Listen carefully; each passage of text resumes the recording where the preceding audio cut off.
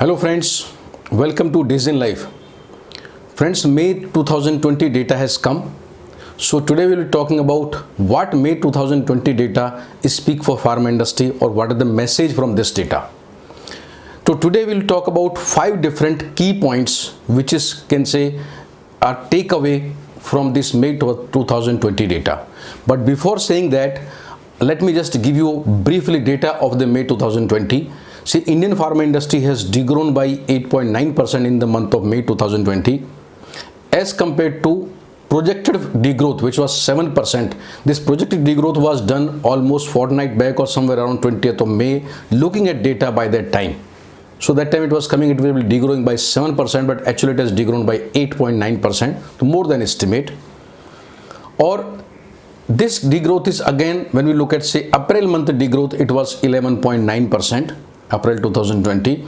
So when we compare between April and May, so we can say in the month of May the degrowth has come down as compared to month of April, 11.9% to 8.9%. So we can see that, we can say that there is a slight improvement in the month of May as compared to April.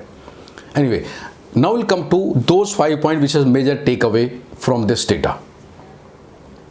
The point number 1, when we look at say March 2020 sale, March 2020 sale was a more of an indicator of the company's strength in the distribution, transportation or overall agility. So when we look at say last 3 month data, more so we should look at March data one way and April May data one way also. For certain reason you can look at all 3 data together also. But March was not about performance because this lockdown was announced in the last week of March only. So that's the reason of saying. So now looking at say when March performance is good, certain company because of distribution network, because of transportation decisions, and what was their fate in April and May. So there are 3 different major possibilities or 3 different of companies which emerge out. Company A, which are the company who were fallen in the month of April and May, are those company where March sales credit should be given to their distribution department or their transportation management, not to the company business model. The second category of the company here will fall the company who got drubbing in March but recovered in the month of April or in month of May and maintained degrowth within something around 10%, which is somewhere close to average of pharma industry, because pharma industry look at last 3 months had degrown by 3.9%. I look at them average company. A third category of company, or you can say C point here, are those company where growth is positive in put together all the 3 months.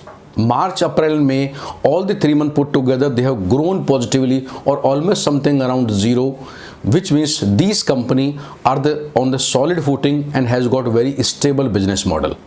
So that is something, a point number 1, we can correlate about March performance and then we can connect with April and May and what it speak for the different company. So I'm not naming here any company, we can look at which company stand where.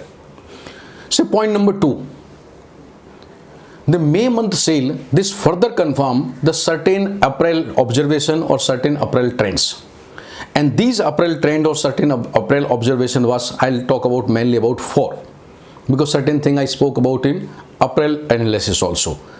Now, point number A here, the company who more believe in the push selling are the more sufferer as compared to companies who are more into a strong business model. So now you can look at different companies.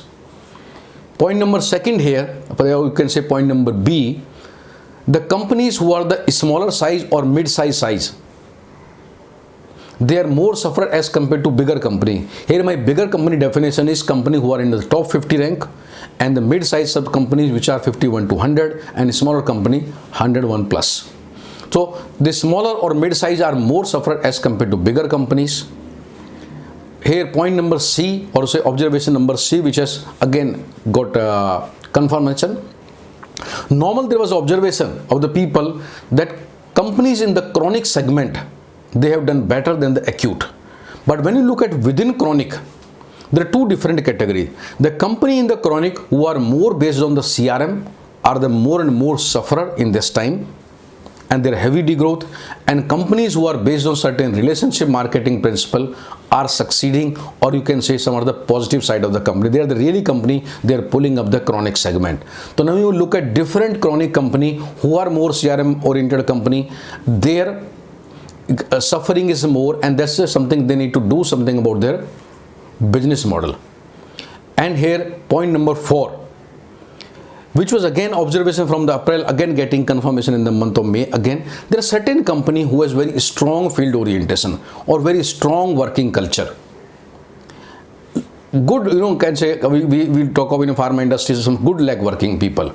So that kind of company are the less sufferer, or you can say they are able to contain the loss as compared to other companies or other routine companies. So these are the 4 trends which was there in the month of April, and they further got confirmation with the May data. So friends, now coming to point number 3. There are some new trend in the month of May, and those trends are there. When I look at closely, most of the MNC companies, and I read the data of the top 50 companies. Among the top 50 companies, the most of the MNC companies are doing better than their Indian counterpart. I talk about some data, and when I look at say May alone data, then I look at say April May combined data, then I look at March, April and May data. So all the 3 ways this trend is emerging strong. So when I look at say 3-month data of March, April and May data, the industry has degrown by 3.9%. Now look at some MNC companies. Glaxo is one company which has degrown by 13.5%, but Pfizer in this 3-month put together, they have grown up by 5.3%. Abbott India, they have degrown only by 1%. Novo Nordisk, they have grown up by 13.2%. MSD, they have grown by 0.1%. Boehringer Ingelheim, they have grown by 16.3%. Merck, they have degrown by 3.6%, and AstraZeneca, they have grown up by 9.2%. So when you look at these multinational companies among the top 50 companies, and you compare industry growth of minus 3.9%, then obviously there is something with this multinational company which we need to think about, and more so, this speak loudly about their business model, which is strong enough, or the brand building or the differentiation are they strong enough which can survive this difficult time. So friends, now coming to point number 4. The point number 4 is this May month further, maybe April was little initial indication and May is further confirmation. This month of May, this has identified and exposed some sick companies. There are some companies who all the 3 months put together, they have degrown by 25 or 30% or even more, as compared to industry degrowth of 3.9%. If any company March, April, May has degrown by 25-30% more, this means something wrong with the company. There's something wrong with their business model, and that's where this company got exposed, which was not there earlier. So we can say there was problem was there in some company, but it was something under the carpet, and what was under the carpet has now come over the carpet. So this company need to do something about them, and I'm not again naming any company, you can look at, but something need to be done.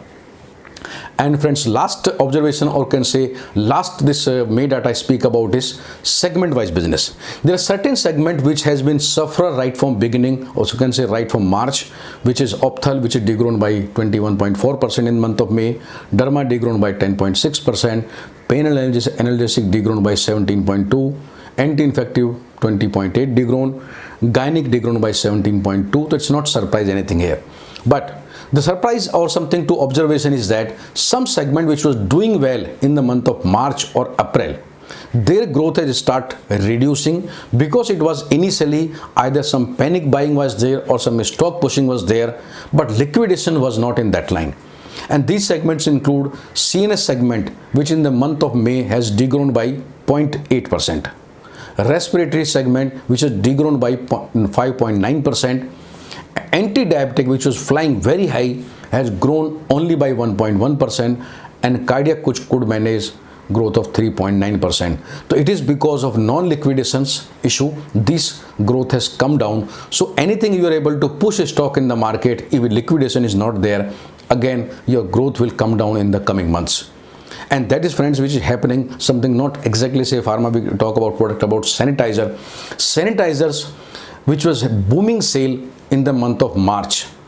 People were not able to get the product per se, which has come down in the month of April, and it's a further come down in the month of May. And if you look at the June trend also, it is further reducing on week to week basis also, it is going down. So something that is a seasonal or something is a panic buy that does not build the brand, that does not go long. So friends, these were the major 5 points, major 5 observation which May 20 data speak for the pharma industry. And I hope this will give food for thought for you, and you should be thinking about this figure and help you in the planning in the coming months. Thank you very much, friends, for watching us today. Thank you.